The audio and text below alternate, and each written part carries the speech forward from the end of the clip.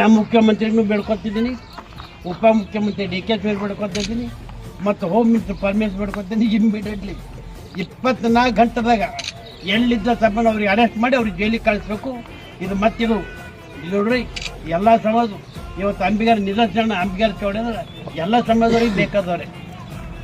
ಆದರೆ ಈ ಥರ ಹೇಗೆ ಕೃತ್ಯ ಹೋಗಿ ಇದನ್ನು ಮಾಡಿಕೈತಿ ಇವತ್ತು ಇಡೀ ನಮ್ಮ ಕೋಡಿ ಸಮಾಜಕ್ಕೆ ಅದು ಮರ್ಯಾದೆ ಕಳೆದಿದ್ದಾರೆ. ಇವತ್ತು ನಿದರ್ಶನ ಅಂಬಿಗರ ಚೌಡ ಎಲ್ಲರಿಗೂ ಬೇಕಾದವ್ರು, ಎಲ್ಲ ಸಮಾಜದವ್ರಿಗೆ ಬೇಕಾದವ್ರು, ಎಲ್ಲ ಗುರುಗಳು ಅಷ್ಟೇ ಎಲ್ಲ ಸಮಾಜದವ್ರಿಗೆ ಸಮಾನಾಗಿ.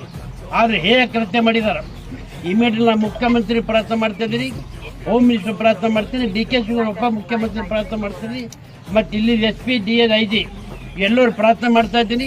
ಎಲ್ಲಿದ್ದಲ್ಲಿ ಹುಡುಕಿ ಅವ್ರಿಗೆ ಜೈಲಿಗೆ ಕಳಿಸ್ಬೇಕು.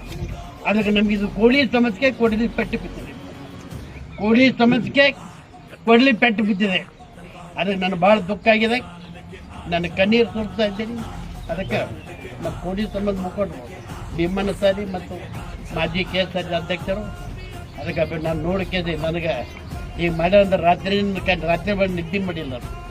ಅದಕ್ಕೆ ಈಗೇನದ ಅದು ತಾವು ಯಾರು ಮುಖಂಡ್ರು ಯಾರಿದ್ದೀರಿ ನೀವು ಅದು